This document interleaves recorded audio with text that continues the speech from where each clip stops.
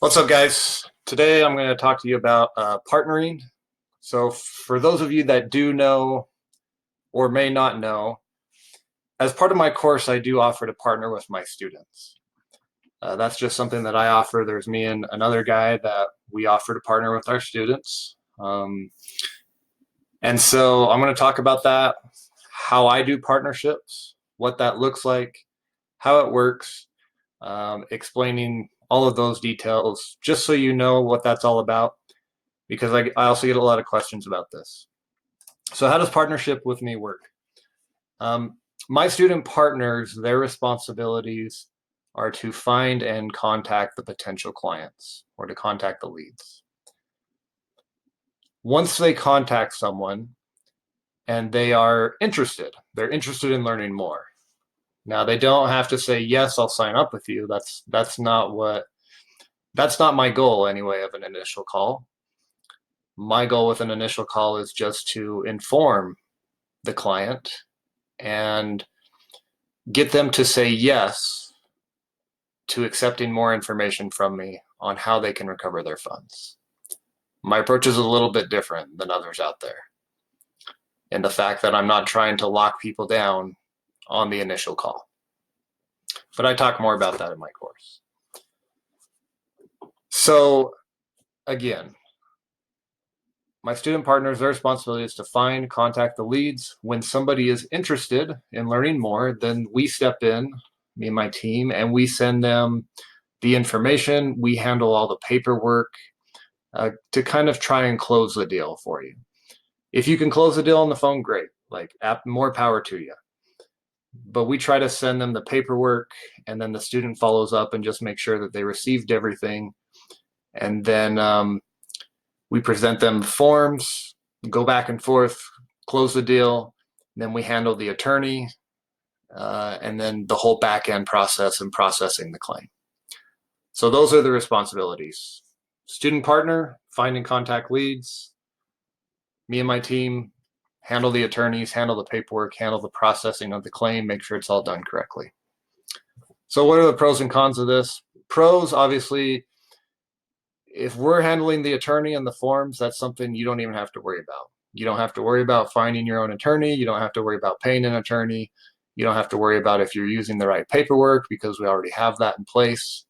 And you can just focus solely on generating leads and contacting people.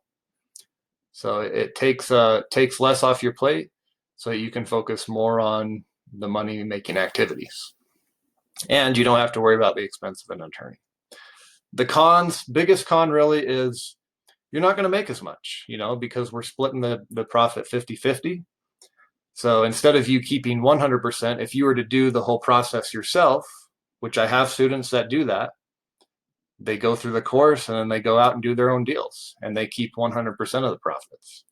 Now they go out and find their own attorneys, but I teach how to do that.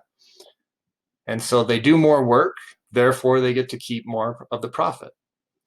But if you're only doing part of the work, then you only get part of the profit. So that's the biggest con, is instead of keeping 100% of the profit, you only get 50%. And that's pretty much it. So that's how it works with partnering with my students. If you have questions, let me know. If you want to get started, you can go to overagesyndicate.com or just enroll directly at school.overagecourse.com. To answer, I'm just in to try to foresee the question. I know some are going to ask, well, I've already bought a course, I'm already doing this. Can we still partner? And the answer to that is it depends.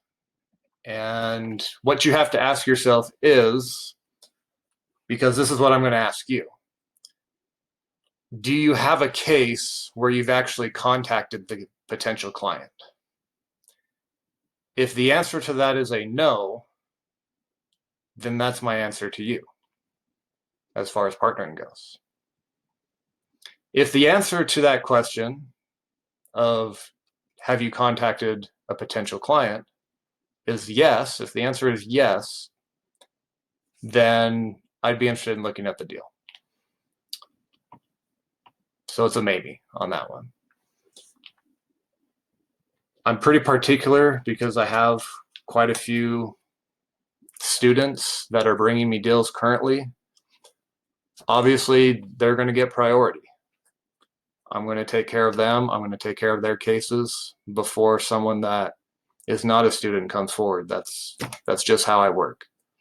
Is my loyalty is to my students and fulfilling on the deals that they bring to the table as partners. And so if let's say if a non-student versus a student both submit a case the same day, the student's going to get priority. That's just how it is for me. So hopefully that answers the question. Can we still partner if you're not a student? Possibly. It just depends on if you've actually made contact with a potential client and if it meets the standards of the deals that I take on. If it's an estate case, where you're dealing with an heir and it's under $50,000, I'm probably not going to be interested.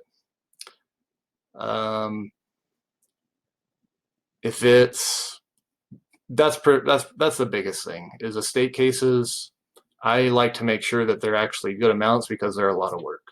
So I think that's it for today. Hopefully that answers the question about how to partner. How does partnering with me work? And if you want to get started again, go to overagesyndicate.com or school.overagecourse.com.